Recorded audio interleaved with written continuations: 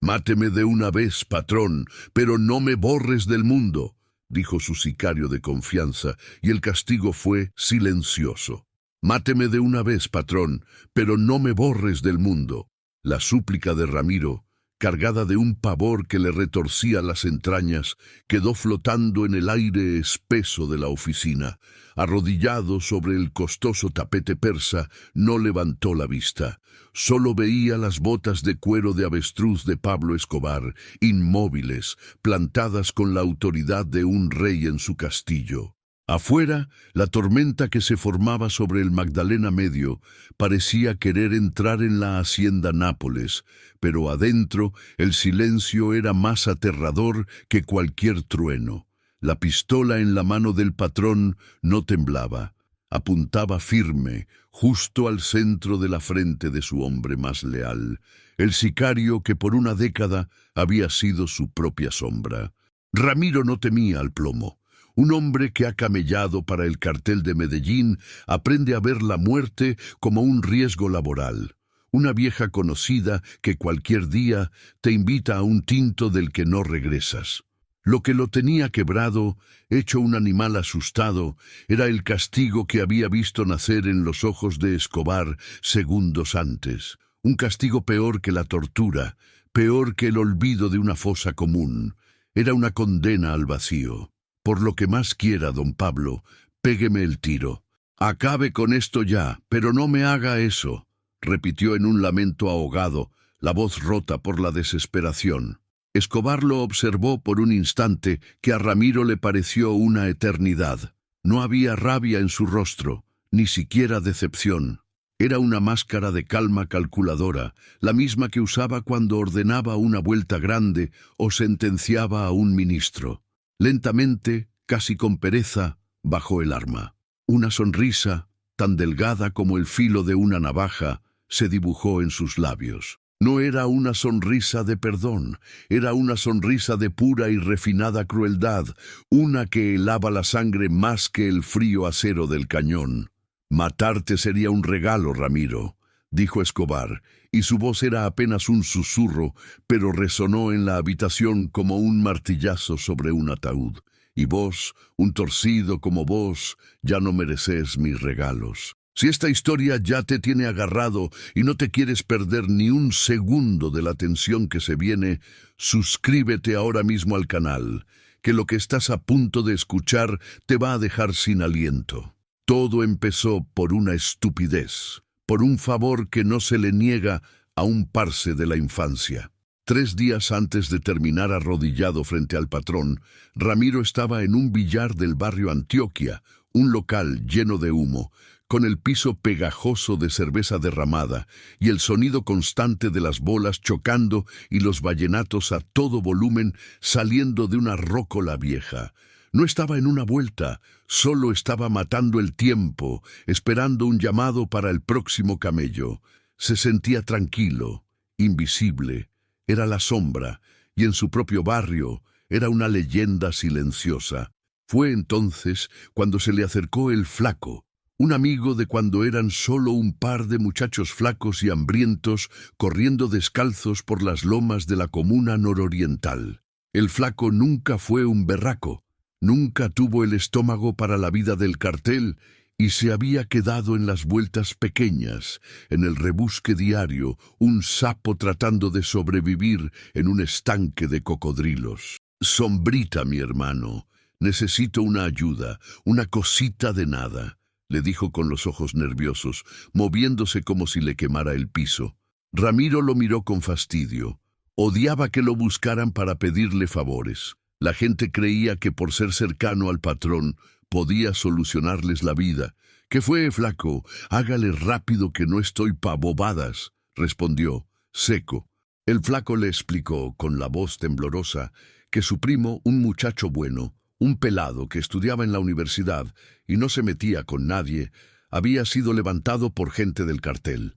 Aparentemente, el primo había sido visto hablando con un man que resultó ser un informante de la DEA, un torcido que estaba en la lista negra. No lo tenían secuestrado para pedir plata, lo tenían para investigarlo. que en el lenguaje de la organización significaba una muerte segura después de una sesión de preguntas poco amables. Él no tiene nada que ver, Sombra. Se lo juro por mi madrecita santa. Él es un bobo. Solo estaba preguntándole una dirección. Se lo llevaron por error, hermano. Usted que tiene la oreja del patrón, usted puede decirles que lo suelten. Es solo un pelado pendejo. Ramiro sintió una punzada de fastidio mezclada con una extraña compasión. Recordó al flaco compartiendo con él un pan robado hacía 20 años. Un recuerdo estúpido, inútil, pero los códigos de la calle a veces pesan más que la lógica. Esa vuelta está muy jodida, flaco. Usted sabe que el patrón no juega con los sapos ni con los que les dan sombra. Yo sé, pero es que es una injusticia, parce. Se van a tirar la vida de un inocente, insistió el flaco, casi llorando. Ramiro suspiró. Un error. El primer eslabón de la cadena que lo llevaría a la ruina. Vea pues, voy a ver qué se puede hacer. No le prometo nada. Ahora ábrase de acá y no me vuelva a buscar para estas maricadas. Usando sus contactos, Ramiro averiguó dónde tenían al muchacho. Estaba en una bodega en Itagüí, esperando el juicio final. Se saltó todos los protocolos. No le dijo nada a Escobar. Pensó que podía manejarlo él mismo, como una vuelta menor, un favor personal que nadie notaría. Creía que su reputación, su lealtad de una década, le daba ese derecho. Llegó a la bodega como el fantasma que era. Los dos sicarios que custodiaban al pelado lo vieron y casi se cuadran en posición de firmes. «¿Qué hubo, muchachos? Vengo a llevarme al pelado. Orden del patrón», dijo con la voz fría y autoritaria que todos le conocían. Los sicarios dudaron un segundo. No tenían una orden directa, pero Ramiro era la sombra. Cuestionarlo era como cuestionar al mismo Escobar. Nadie se atrevía. «Como ordene, jefe», dijo uno de ellos, abriendo la puerta del cuarto donde tenían al muchacho. El universitario estaba amarrado a una silla, con la cara hinchada y los ojos llenos de un terror puro, animal. Al ver a Ramiro, se orinó en los pantalones. Ramiro lo desató con un movimiento rápido y lo sacó de allí. «Usted no vio nada, no escuchó nada. Desaparezca de Medellín hoy mismo. Váyase pa'l campo, donde su abuela, yo qué sé. Si abre la boca, lo encuentro así esté debajo de las piedras y no voy a ser tan amable». ¿Entendió? El muchacho solo podía asentir, temblando como una hoja. Lo dejó en una esquina lejos del barrio y lo vio correr hasta perderse en la noche. Se sintió bien. Por primera vez en mucho tiempo no había sido un ejecutor, sino un salvador. Un acto de piedad en un mundo que no la permitía. Un secreto que, estaba seguro, moriría con él. ¡Qué equivocado estaba! Para Pablo Escobar, el hombre que había convertido a Medellín en su tablero de ajedrez personal, no existían los secretos. Solo existían las verdades que aún no había tenido tiempo de descubrir. La calma que sintió Ramiro después de soltar al muchacho duró exactamente lo que tardó en llegar a su casa en el poblado, una casa que el patrón le había regalado, con muros altos y un jardín bien cuidado. Esa noche no pudo dormir. Daba vueltas en la cama, escuchando los sonidos de la ciudad. Cada moto que pasaba le parecía un presagio. La imagen del pelado universitario, con los ojos llenos de terror, se repetía en su mente. Pero no era la compasión lo que lo mantenía despierto, era el miedo a la estupidez que había cometido. Se levantó de madrugada y lo primero que hizo fue buscar al flaco. Lo encontró en la misma posilga donde vivía siempre, un cuarto miserable con olor a humedad. Lo agarró de la camisa y lo estampó contra la pared.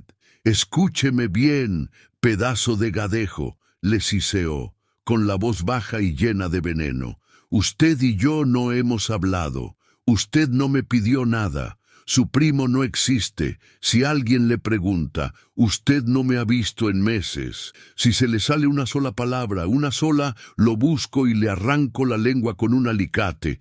¿Me está entendiendo, malparido?» El flaco, pálido y temblando, solo pudo asentir. Ramiro lo soltó y se fue, dejando al hombre hecho un ovillo de pánico en el suelo. Intentó que el día siguiente fuera normal. Cumplió con sus rutinas, fue al gimnasio, revisó las cuentas de un par de negocios que manejaba, pero todo se sentía falso. El aire de Medellín parecía más pesado, las miradas de la gente en la calle le parecían sospechosas. Empezó a sentir el peso de lo que había hecho.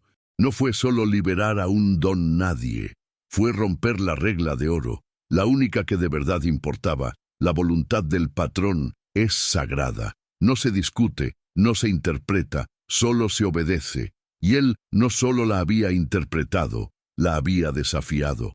Pensó que su arrogancia, la que nació de 10 años de servicio impecable, lo había cegado. Se creyó intocable, una pieza tan fundamental en el engranaje que podía permitirse mover un peón por su cuenta sin alterar el juego. ¡Qué iluso! El segundo día la tierra empezó a temblar bajo sus pies. Estaba en una panadería comiendo un buñuelo cuando escuchó a 2 traquetos de nivel medio hablando en la mesa de al lado. «¿Oíste que se perdió un paquete de Itagüí?», dijo uno. «Sí, qué vuelta tan rara. Dicen que el dueño está berraco, que va a rodar sangre», respondió el otro. Ramiro sintió que el buñuelo se le convertía en piedra en el estómago. «Un paquete». Así le decían a las personas que iban a ser eliminadas. El rumor era vago, sin nombres, pero él sabía la verdad. Su secreto ya no era un secreto, era un chisme, y en Medellín, un chisme en el ambiente del cartel era el primer paso para una lápida. El pánico empezó a apoderarse de él. Más tarde, vio a los 2 sicarios que estaban de guardia en la bodega. Hablaban en una esquina con el Chopo, uno de los jefes de seguridad del patrón. Los vio señalarlo disimuladamente con la cabeza. La mirada que el Chopo le lanzó fue corta, pero fue suficiente. No era una mirada de camaradería. Era una mirada de curiosidad, de análisis, como un entomólogo mirando un bicho raro antes de decidir si lo aplasta. En ese momento, Ramiro entendió la magnitud de su error. Su problema ya no era si el patrón se enteraría. El problema era que ya lo sabía. Escobar no necesitaba sapos ni informantes. Su poder residía en una red invisible de ojos y oídos, y en una intuición casi sobrenatural para oler la deslealtad, por más pequeña que fuera. Ramiro se dio cuenta de que no había escapatoria. Huir era inútil. Los tentáculos del patrón llegaban a todos lados. Ir a la policía era firmar su propia sentencia de muerte y la de toda su familia. No había a quien acudir. Estaba solo, atrapado en una jaula que él mismo había ayudado a construir durante 10 años. El punto sin retorno llegó esa misma tarde. Estaba en su carro, un Mercedes-Benz, que antes le parecía un símbolo de poder y ahora le parecía un ataúd de lujo, cuando su beeper sonó. No era un número de teléfono, era un código que helaba la sangre, 001. Solo una persona usaba ese código, el patrón. Un minuto después, el teléfono del carro sonó. No reconoció el número. Contestó. «Aló». La voz al otro lado era inconfundible, rasposa y llena de una calma mortal. Era Popeye. «Sombra», dijo, sin saludos ni rodeos. «El patrón lo quiere ver, en Nápoles. Venga solo, ya». La llamada se cortó.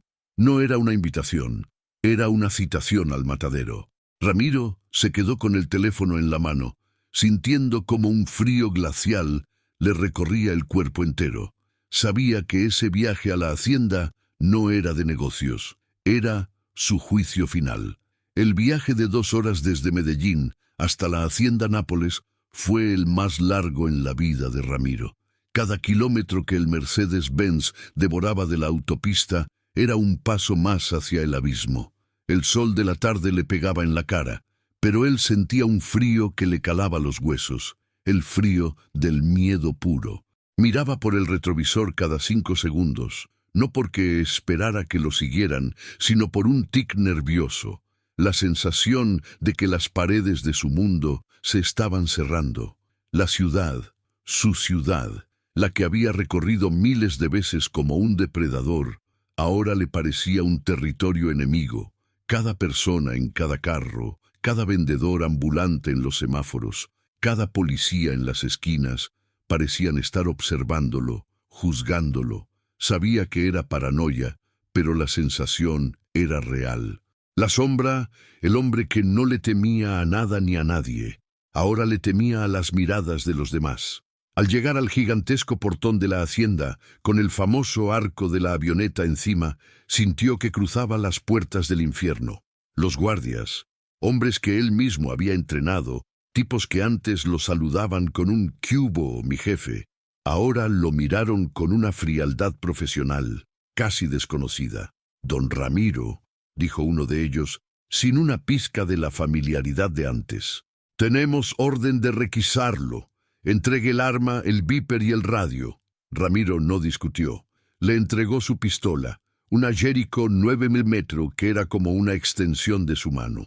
Se la quitaron junto con sus otros aparatos. Al despojarlo de sus herramientas de trabajo, lo estaban despojando de su identidad, de su poder. Ya no era la sombra. Era solo Ramiro, un hombre desarmado a punto de enfrentar a su creador y muy posiblemente a su verdugo. Lo hicieron esperar en la entrada por 10 minutos que se sintieron como 10 años. Luego lo subieron a un jeep viejo y lo llevaron por los caminos internos de la propiedad. Pasaron junto al zoológico privado.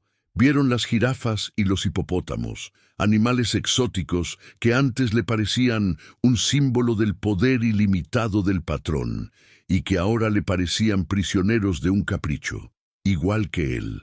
Lo llevaron a la mansión principal. No lo hicieron entrar por la puerta grande, sino por una lateral, la que usaba el servicio. Otro gesto sutil, otra forma de humillarlo, de recordarle que su estatus había cambiado. En el pasillo se cruzó con Popeye, quien lo miró de arriba abajo con una sonrisa torcida, una mezcla de lástima y burla. «El patrón lo está esperando en la oficina, Sombrita», dijo, recalcando el diminutivo. «Parece que hoy no te fue muy bien en el camello». Ramiro no respondió. Siguió caminando, con la cabeza gacha, sintiendo el peso de todas las miradas sobre él. Finalmente, llegó a la puerta de caoba de la oficina principal, la puerta desde donde se manejaba un imperio de miles de millones de dólares, desde donde se ordenaban guerras y se decidían vidas. El guardia que estaba en la puerta, un tipo nuevo al que no reconoció, simplemente le hizo un gesto con la cabeza para que entrara. Ramiro respiró hondo, un último aliento de aire que se sentía libre, y empujó la puerta. Y allí estaba él, Pablo Escobar, sentado detrás de su enorme escritorio de madera, revisando unos papeles como si fuera un día cualquiera en la oficina. Levantó la vista cuando Ramiro entró, y sus ojos, oscuros y penetrantes, se clavaron en él. No había rabia en ellos, sino algo peor, una decepción fría, cortante, como la de un dios que mira a su creación fallida. «Ramiro», dijo Escobar, y su voz era tranquila, casi paternal, «¿vos sabés por qué estás acá?» Y fue en ese instante, bajo esa mirada, que todo el castillo de naipes de Ramiro se vino abajo. Toda la arrogancia, toda la reputación, toda la historia de lealtad se desvanecieron.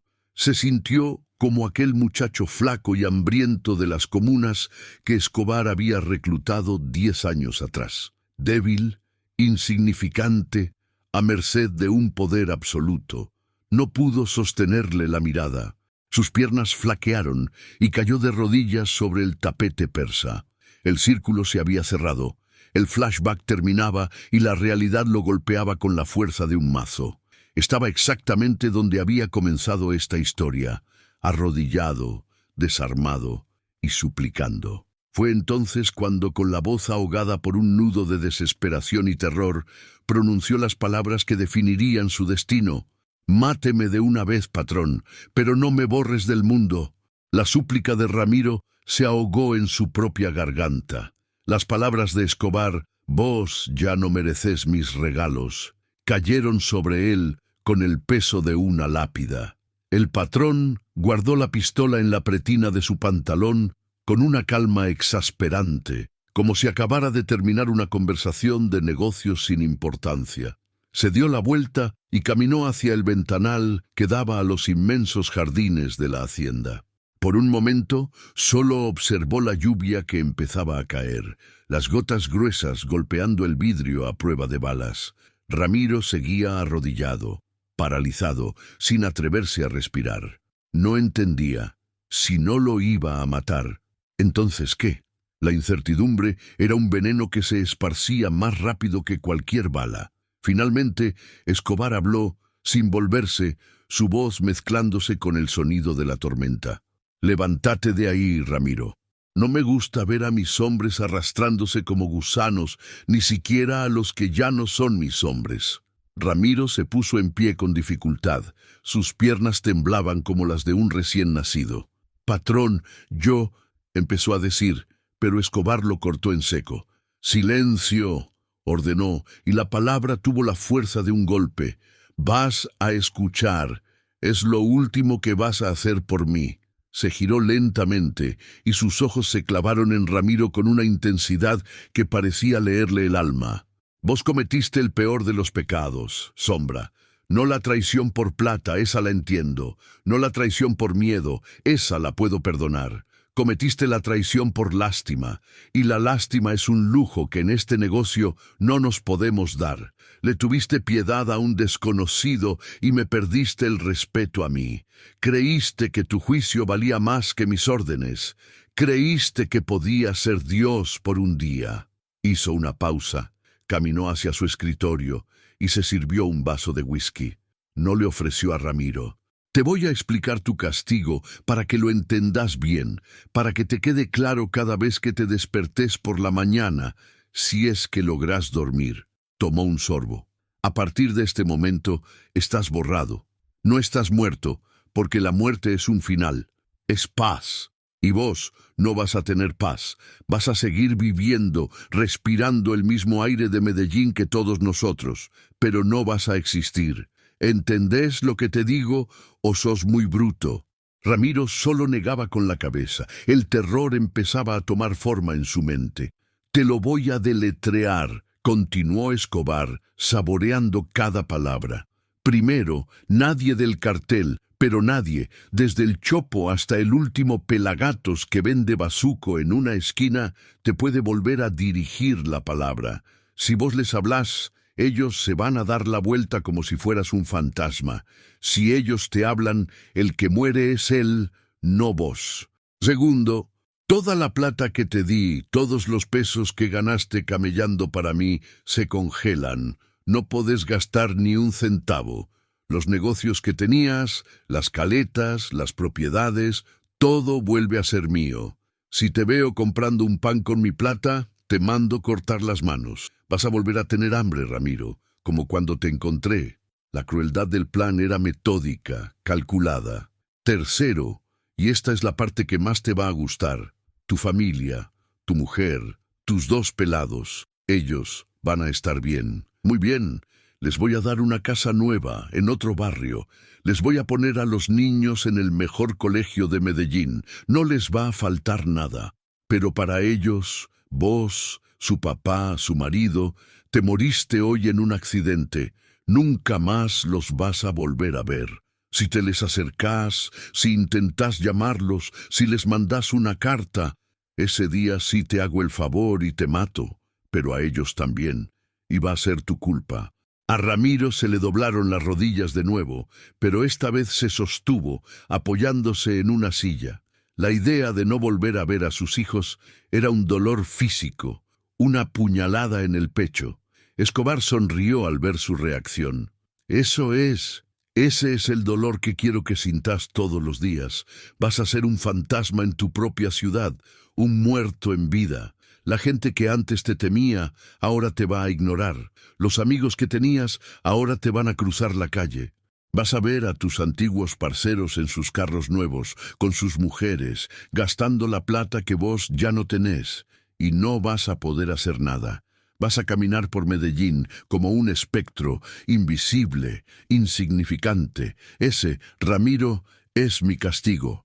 No te quito la vida, te quito el mundo». Escobar terminó su whisky de un trago y dejó el vaso sobre la mesa con un golpe seco. «Ahora, Lárgate de mi casa. Tenés lo que llevas puesto. Nada más.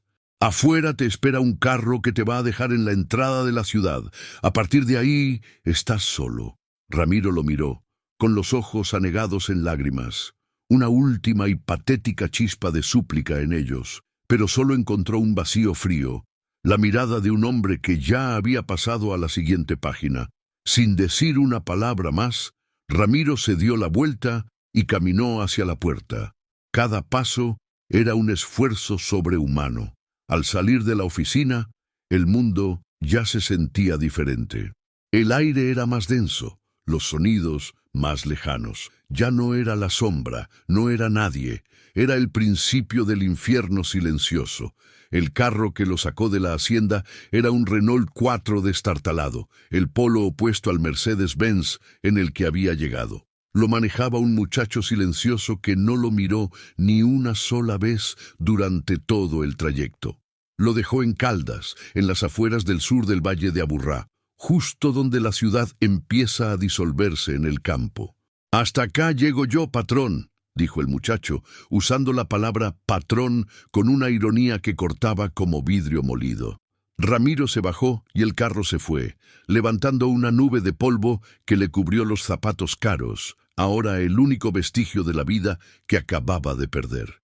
Por primera vez en 10 años estaba a pie, sin armas, sin radio, sin un solo peso en el bolsillo. Era un rey destronado, abandonado en las fronteras de su propio reino. El sol de la tarde empezaba a caer, pintando el cielo de naranjas y morados, una belleza cruel que contrastaba con la fealdad que sentía por dentro. Empezó a caminar sin rumbo fijo, siguiendo el instinto que lo guiaba hacia el corazón de Medellín. La gente pasaba a su lado en buses y carros, indiferentes, y él, que siempre había sido el centro de atención por el temor que inspiraba, ahora era solo una figura anónima en el borde de la carretera. La sensación era extraña, asfixiante. Era como si de repente se hubiera vuelto invisible. Su primer impulso, la primera estupidez de un hombre desesperado, fue buscar a su gente.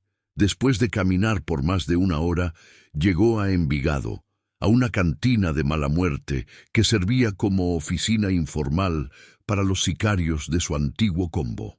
El lugar olía a aguardiente rancio y a cigarrillo barato. Al entrar, vio a varios de sus hombres sentados en una mesa jugando cartas y tomando cerveza. Eran Pope, Tyson y El Mocho, hombres con los que había compartido batallas, hombres que le debían la vida. Al verlo entrar, se hizo un silencio sepulcral. Las cartas quedaron sobre la mesa. La música pareció bajar de volumen. Ramiro caminó hacia ellos, con una esperanza patética naciendo en su pecho. «Muchachos», dijo, y su voz sonó extraña, débil. «Necesito ayuda». Pope, que era su segundo al mando, el hombre en quien más confiaba, lo miró. Pero su mirada lo atravesó, como si estuviera viendo la pared detrás de él. No había odio ni miedo en sus ojos. Había un vacío absoluto, una anulación total de su existencia. Pope lentamente recogió sus cartas y continuó la partida como si Ramiro no estuviera allí. Tyson y El Mocho hicieron lo mismo. Ramiro se quedó parado en medio del bar, sintiendo cómo todas las miradas lo evitaban. Intentó de nuevo. «Pope, por favor, parce, solo dígame que...». Antes de que pudiera terminar, Pope se levantó, dejó un billete sobre la mesa y sin mirarlo, caminó hacia la salida, chocando su hombro contra el de Ramiro como si fuera un perchero. Los otros lo siguieron.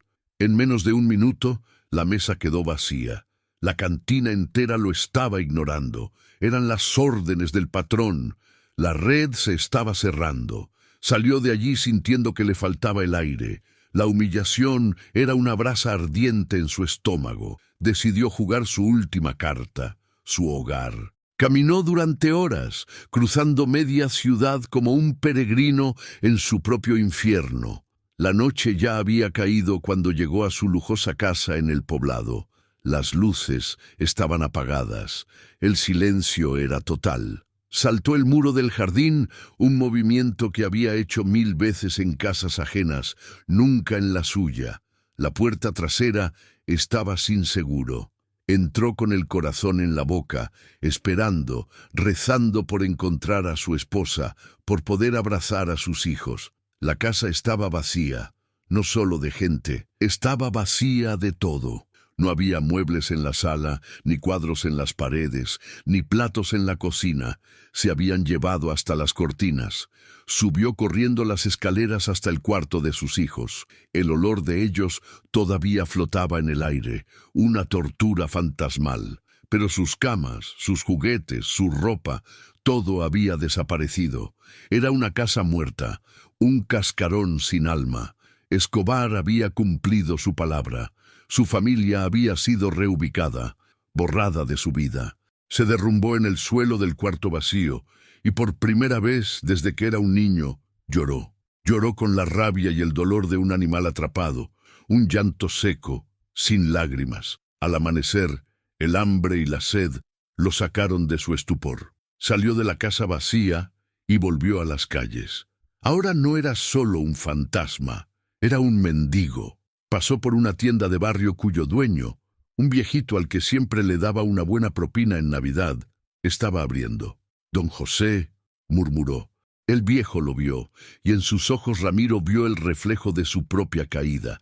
Vio terror. El tendero, temblando, negó con la cabeza y se metió rápidamente a la tienda, cerrando la reja con un estruendo metálico. El mensaje era claro. La ley del silencio aplicaba para todos. La ciudad entera era su cárcel. Empezó a deambular sin rumbo. Cada hora que pasaba lo despojaba un poco más de su antigua identidad. El traje caro se ensució. La barba de 2 días empezó a crecer. La mirada de depredador se convirtió en la mirada vacía de un desechable. Veía los carros lujosos de sus antiguos compañeros pasar a su lado. Ellos lo veían, él lo sabía. Veía en sus ojos una mezcla de miedo, lástima y, sobre todo, alivio. El alivio de que no fueran ellos los que estaban en su lugar. La cazada psicológica no consistía en perseguirlo, sino en dejarlo quieto, en aislarlo por completo, mientras el mundo que él conocía seguía girando sin él, demostrándole a cada segundo que ya no era parte de él. Era un náufrago en una isla desierta en medio de una ciudad de 3 millones de habitantes. Pasaron las semanas, y las semanas se convirtieron en meses. El castigo de Ramiro se perfeccionó en la monotonía de la miseria. Su cuerpo, antes atlético y cuidado, se volvió flaco y huesudo. El traje italiano con el que fue desterrado se convirtió en un harapo andrajoso que apestaba a mugre y a noches a la intemperie. Dormía donde lo cogiera la noche, bajo los puentes del río Medellín, en los rincones oscuros del centro, acurrucado en portales para protegerse de la lluvia. Aprendió a conocer el hambre de verdad, no el recuerdo lejano de su niñez, sino el dolor agudo y constante en las tripas, un animal que se lo comía por dentro. Se alimentaba de las sobras que encontraba en la basura, compitiendo con los perros y los otros desechables, los otros fantasmas de la ciudad. Su mente, al principio, luchó. Repasaba su vida una y otra vez, buscando el punto exacto donde todo se jodió, reviviendo el momento en que liberó al estudiante, la conversación con el flaco, la llamada de Popeye. Pero con el tiempo, el hambre y el agotamiento borraron los recuerdos complejos. Solo quedaba el instinto básico de sobrevivir un día más. Se convirtió en una criatura de la calle, con la mirada perdida y los movimientos lentos de quien ha perdido toda esperanza.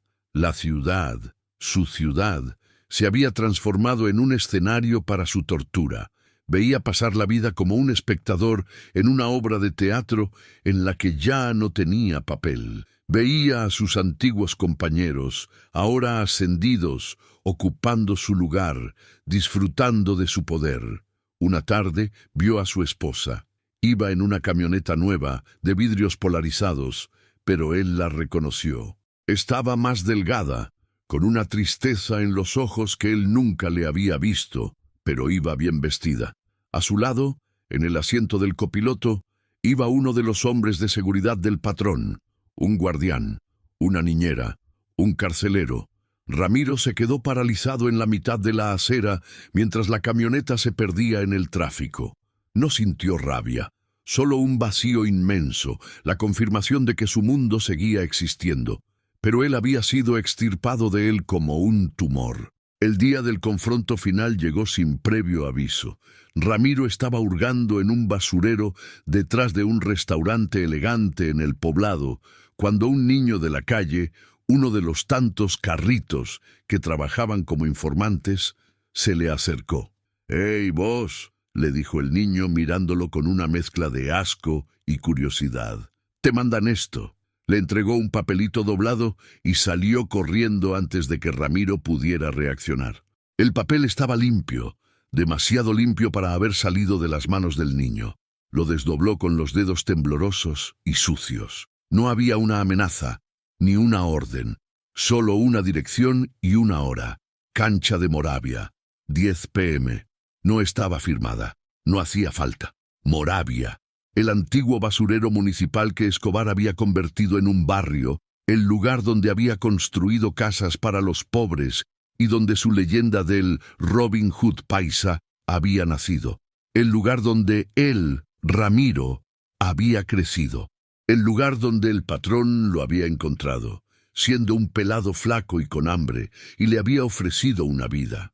Era una cita con su pasado y con su verdugo. Esa noche, Ramiro caminó hasta Moravia. El barrio había cambiado, pero el olor a basura fermentada, el olor de su infancia, seguía impregnado en el aire. Llegó a la cancha de fútbol de arena, apenas iluminada por un poste de luz solitario. Y allí, sentado en la única grada de cemento como un rey en un trono improvisado, estaba Pablo Escobar. No estaba con su ejército de sicarios. Solo dos hombres, parados a una distancia respetuosa en las sombras. Escobar lo vio acercarse, tropezando en la arena, una figura patética y rota. No se levantó. Esperó a que Ramiro llegara y se detuviera frente a él, con la cabeza gacha. «¿Tenés hambre, Ramiro?», preguntó Escobar, y su voz era suave, casi amable. Ramiro no respondió, solo asintió lentamente. Escobar hizo un gesto. Uno de sus hombres se acercó y le entregó a Ramiro un pan y una botella de ponimalta. El pan más fresco y la bebida más fría que Ramiro había probado en meses. Se sentó en el suelo, a los pies de Escobar, y devoró el pan como un animal salvaje, sin importarle las migas que caían sobre sus harapos. Bebió la ponimalta de un solo trago. Escobar lo observó en silencio, con la paciencia de un científico observando su experimento. Cuando Ramiro terminó, Escobar finalmente habló. «Mírate», dijo, sin una pizca de desprecio, más bien con un tono de lección. «Mírate bien. Hace unos meses eras la sombra. Tenías plata, poder, respeto. La gente se cagaba del susto cuando oía tu nombre. Y ahora estás acá, comiendo las migajas que yo te doy, agradecido por un pan de 200 pesos. Se inclinó un poco hacia adelante. «Esa es la lección, Ramiro, para que la aprendas. Vos no eras nadie. Yo te inventé. Yo te di un nombre, te di un propósito. Y así como te lo di, te lo quité. No necesité pegarte un solo tiro. Solo tuve que quitarte mi favor. Y te desmoronaste. Volviste a ser lo que eras cuando te encontré, un muerto de hambre». Ramiro levantó la vista por primera vez. Sus ojos estaban muertos, sin brillo, sin alma. Habían logrado el objetivo, le habían quebrado el espíritu. «Patrón», susurró, la voz ronca por el desuso. Ya entendí. Por favor, acabe con esto». Escobar sonrió, una sonrisa genuina, la sonrisa de un maestro satisfecho con su obra. «No, Ramiro, matarte ahora sería un acto de piedad, y vos y yo sabemos que la piedad es un lujo. Mi castigo no es que mueras, mi castigo es que sigas viviendo así. Quiero que cada vez que alguien te vea, cada vez que un antiguo amigo te ignore, cada vez que el hambre te retuerza las tripas, recuerdes quién te lo dio todo y quién te lo quitó. Quiero que seas mi lección andante, un monumento a la lealtad». Se puso de pie. La confrontación había terminado. No hubo gritos, ni golpes, ni disparos, solo la humillación absoluta, la aniquilación psicológica de un hombre. «Sobrevive, Ramiro», dijo Escobar como despedida, antes de darse la vuelta y caminar hacia la oscuridad. «Quiero ver cuánto aguantas». La lección de Escobar en Moravia no fue el final del castigo. Fue la firma sobre la lápida de un hombre que todavía respiraba. Después de esa noche, algo dentro de Ramiro se quebró de forma irreparable. La pequeña brasa de rabia, la última chispa de identidad que lo mantenía peleando contra la locura, se apagó por completo. Aceptó su destino. Ya no era Ramiro, ni la sombra. Era solo un cuerpo anónimo más, un harapo humano arrastrándose por las calles de Medellín. Su caída final fue lenta, metódica y terriblemente pública. Dejó de buscar comida en los basureros de los barrios ricos, un último vestigio de su antiguo yo que se negaba a alejarse del todo de su territorio perdido. En cambio, se hundió en las profundidades del centro de la ciudad, en la zona conocida como la calle de los desechables, un infierno en la tierra a donde iban a morir los olvidados por la sociedad.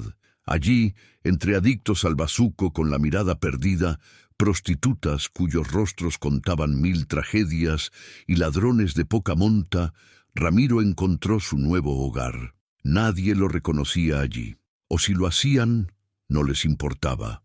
En ese hueco, cada cual estaba demasiado ocupado con sus propios demonios como para preocuparse por los ajenos. Su existencia se convirtió en un ciclo primitivo y brutal. Las mañanas las dedicaba a rebuscar cualquier cosa que pudiera venderse por unas pocas monedas. Un trozo de metal, una botella, unos zapatos viejos. Competía con las ratas y con otros como él. El miedo que antes inspiraba había sido reemplazado por un desespero que lo hacía invisible para la mayoría, pero vulnerable para los depredadores más bajos de la cadena. Le robaron los zapatos italianos en la primera semana. Intentó defenderse, un último eco del berraco que había sido, pero estaba demasiado débil. 3 tipos flacos y sucios lo tumbaron y lo dejaron inconsciente por un par de zapatos. Cuando despertó, con la cara ensangrentada y el cuerpo adolorido, no sintió rabia. No sintió nada. Era solo otra pieza en el engranaje de su ruina. Su degradación física fue espantosa. El pelo, antes perfectamente cortado, se convirtió en una maraña de mugre.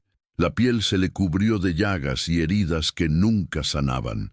Perdió los dientes de adelante en una pelea por un pedazo de pan con moho. Su cuerpo se consumió hasta que fue solo un esqueleto cubierto de piel, una caricatura grotesca del hombre fuerte que había sido la mano derecha del tipo más poderoso de Colombia. Pero la verdadera caída fue la de su mente. Empezó a hablar solo, a tener conversaciones con fantasmas de su pasado. A veces murmuraba los nombres de sus hijos, otras veces daba órdenes a sicarios imaginarios. La gente pasaba a su lado y movía la cabeza, pensando que era solo otro loco, otra víctima del bazuco. Su identidad había sido tan completamente borrada que hasta su locura era anónima. Un día, mientras mendigaba en una esquina, vio pasar una caravana de camionetas de lujo. En una de ellas, en el asiento de atrás, la ventana estaba abajo. Por una fracción de segundo, sus ojos se cruzaron con los de Pablo Escobar. El patrón iba de camino a alguna vuelta importante. No hubo reconocimiento en su mirada. Para Escobar, el hombre que tenía enfrente no era Ramiro, su antiguo y leal sicario. Era solo parte del paisaje urbano de la miseria, un detalle insignificante en su imperio. Esa mirada vacía fue el tiro de gracia. Fue la confirmación de que había sido completa e irrevocablemente borrado de la existencia del hombre al que se lo había dado todo. Desde ese día, Ramiro dejó de pelear, se dejó ir. Encontró un rincón húmedo bajo el viaducto del puente de San Juan, un lugar que olía a orines y a muerte, e hizo de él su última morada. Dejó de buscar comida, dejó de hablar. Simplemente se sentaba allí, acurrucado, viendo los carros pasar por encima, viendo a la ciudad continuar con su pulso febril sin él. Su muerte fue tan silenciosa y anónima como su nueva vida. Una mañana fría de Medellín, los barrenderos de la ciudad encontraron su cuerpo. Para ellos era solo otro NN, un indigente sin nombre que había sucumbido al frío o al hambre. Nadie preguntó quién era, de dónde venía. Nadie lo lloró. Su cuerpo fue recogido, llevado a la morgue y tras unos días sin ser reclamado, fue arrojado a una fosa común, junto a los otros desechos de la ciudad. La sombra, el hombre cuya leyenda se susurraba con miedo y respeto en las comunas, desapareció de la faz de la tierra sin dejar rastro. Su ruina completa no fue un secreto, fue un mensaje, y el mensaje fue recibido. La muerte de Ramiro no fue un final, fue una posdata. El cuerpo que los barrenderos recogieron bajo el puente de San Juan ya no era más que el punto final de una historia que se había convertido en leyenda dentro de la organización. La historia de la sombra borrada se esparció por Medellín no como un chisme, sino como una parábola, un evangelio de terror contado en voz baja en los billares, en las casas de pique y en los campos de entrenamiento de los nuevos sicarios. Ya no se trataba solo de plata o plomo. El patrón había añadido una tercera opción, mucho más aterradora: el silencio, el olvido, la nada. La lección caló hondo.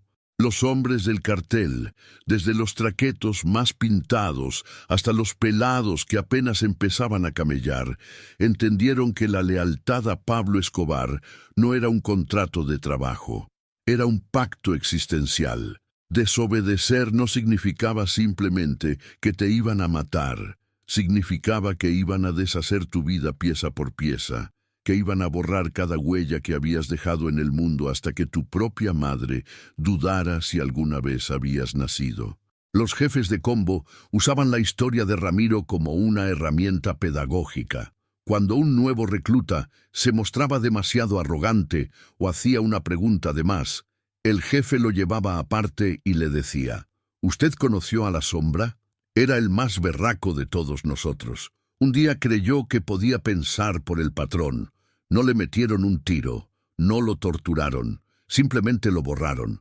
La última vez que lo vieron, estaba comiendo de la basura, más loco que un berraco. Piénselo bien antes de la próxima cagada que vaya a cometer. El miedo a la bala fue reemplazado por el terror a la invisibilidad.